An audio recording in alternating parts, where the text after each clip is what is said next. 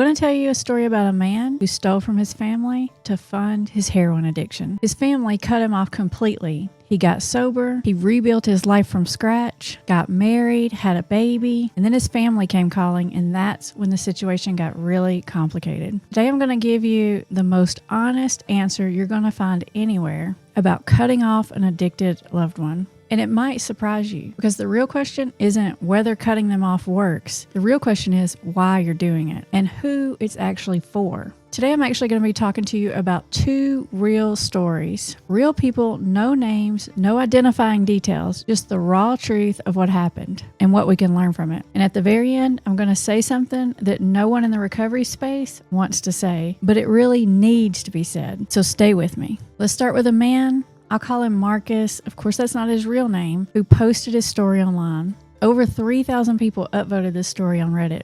643 people commented on it, and the comment section was completely divided. Here's what happened. Back in 2020, Marcus was deep in heroin addiction, and he did something that addicted people sometimes do when addiction is running the show.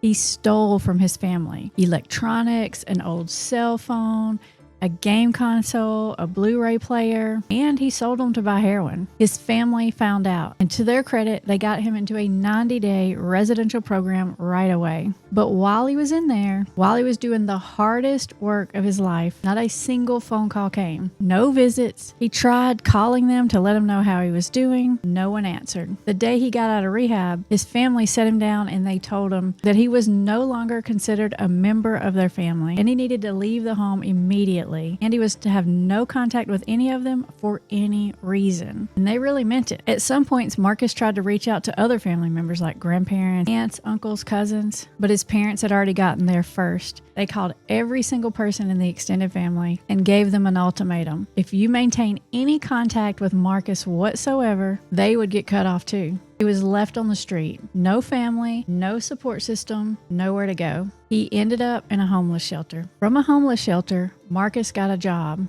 then an apartment. He went back to school online and he finished the degree he dropped out of years earlier. He got a great job offer in another state and he took it. He moved. He met an incredible woman. Her own father had been through an addiction journey, so her family understood Marcus's story and they welcomed him completely. He got married, and 3 months before he posted this story, he became a father to a baby boy. He did what every proud new dad does. He posted his son all over social media, and that's when the biological family resurfaced. Messages started flooding in. His parents wanted to meet their grandson. Extended family who hadn't spoken to him in 5 years were suddenly reaching out. Everyone wanted back in, but Marcus really wasn't interested. He just said no. This is what Marcus wrote, and I really want you to hear his words here. My family abandoned me at my lowest and actively worked to cut me off from any family support I could have had. Now, I know that I'm not owed forgiveness for my actions, but I can't pretend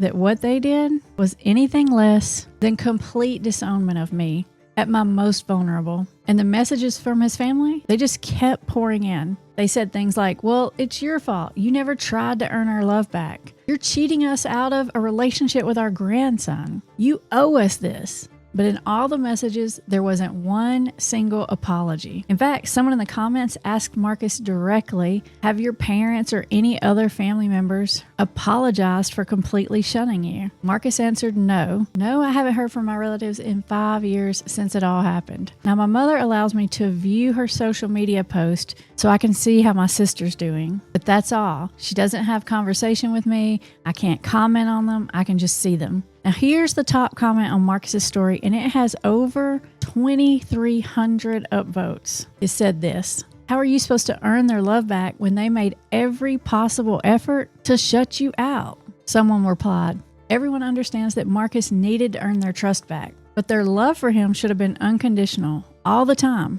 Another person put it even more bluntly: they don't get to exile you, blacklist you from the entire family, let you be homeless, and then claim grandparents' rights because your life turned out better. You're being fair, not one-sided. I want to be balanced here because another commenter made a point that also deserves to be heard. They said the family cutting him off was, in their view, actually an act of love, refusing to enable, refusing to soften the consequence, letting him hit the bottom he needed, And honestly, I think a lot of people would agree with them. Here's the thing. In their point of view, the cutoff worked because Marcus got sober. He turned his entire life around. But something else happened in the process. With no path back, no communication, no acknowledgement from his family that they had played a role in how all this unfolded, it ended permanently. And now they're shocked. They thought they were protecting themselves, and they were. They also thought they were doing the right thing for Marcus. But there's a crucial difference between protecting yourself from an active addiction and permanently slamming the door on another human being who's trying to get well. Here's what I think was missing: a plan for what came after. There was no door left cracked, no here's what we need to see, no pathway back, just you're gone. Now, I will also mention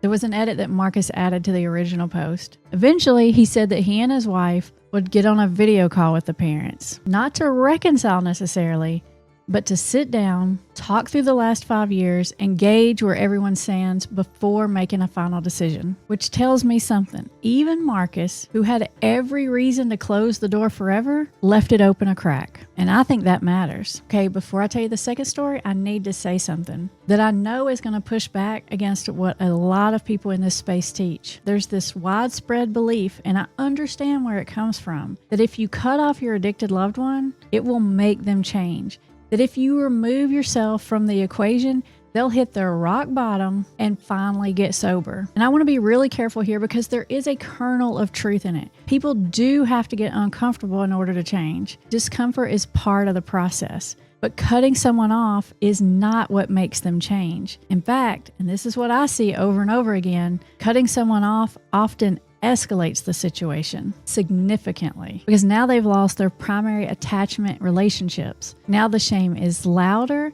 Now the isolation is deeper, and the thing that numbs all that, it's right there waiting for them. So I'm not telling you to never cut someone off. I'm telling you this: do not cut off your addicted loved one because you think that's what they need. That's the wrong reason. And it puts you in an impossible position because now you're responsible for their recovery. And you're not. You can't be. The only good reason to cut off an addicted family member or go no contact is because of what you need: your safety, your sanity, your own life. Not because you're trying to engineer their sobriety, but because you cannot continue at the cost of yourself. That distinction matters more than anything else I'm going to say today. And that's exactly what makes this second story so different from the first. Sarah's story is sadder, not more dramatic. It's more grief than conflict. A 25-year-old woman, we'll call her Sarah, posted in an online support community asking one question: how do I get over the guilt of not responding? Her father is 55 years old. He's been in and out of homelessness for over 5 years. He's addicted to drugs. He lives with a girlfriend who's also an addict, and they have 2 teenagers in the home. Sarah had tried to help. She gave her father money, which went toward drugs. She found him resources. She even paid for a storage unit so he would have somewhere to sleep. Every time she gave him something, every time she reached out,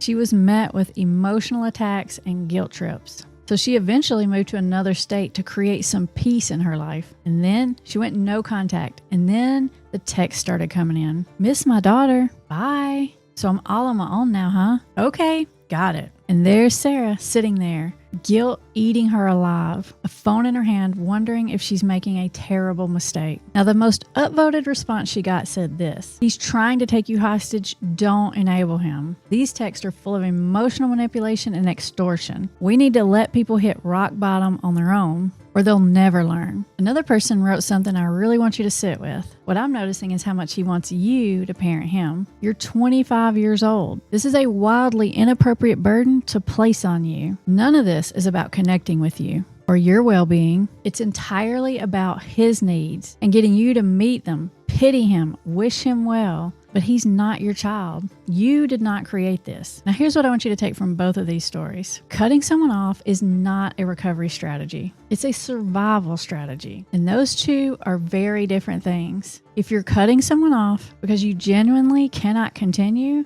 because of your health, your safety, your life depends on creating distance, that's a legitimate, valid choice, and you don't owe anyone an explanation for it. But if you're cutting someone off, hoping it will be the thing that finally wakes them up, I need you to hear me. That part is not your job, and the weight of that responsibility will crush you. You cannot engineer someone's rock bottom. You can only decide what you are and are not willing to live with. If you're in a situation like Sarah's or Marcus's family and you're trying to figure out what to do next, that's exactly what we do. We work with families navigating these kind of situations every single day. Okay, this last part is for a specific group of people, and it might be uncomfortable to hear, especially if you're someone who's in recovery yourself. I see this come up quite a bit in my comments, in our support groups, everywhere. And it goes something like this. I've been sober for 5 years. I've done the work. I've made my amends. Or sometimes it's someone who's reached out to their siblings who want to have nothing to do with them, and they just don't understand. You know, they usually say something like, I've forgiven myself. Why can't they forgive me?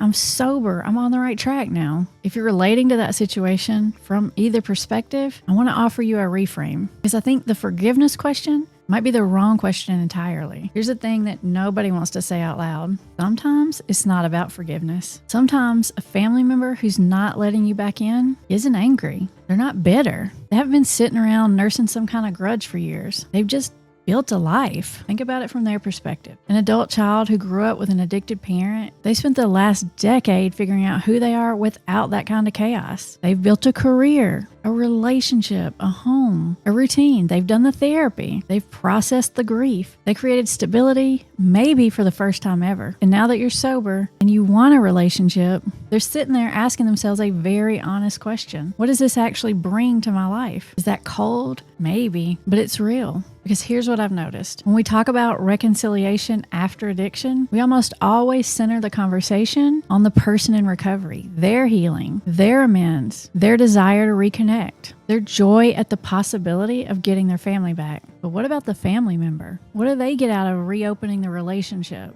What does it cost them? What does it require of them emotionally? What kind of disruption does it bring into a life that they've carefully and painstakingly built? And sometimes, as harsh as it sounds, the honest answer is they don't have a real reason to bring this person back into their life. Not because they haven't forgiven them, but because they've built something good. And they don't know what adding this relationship back is going to look like.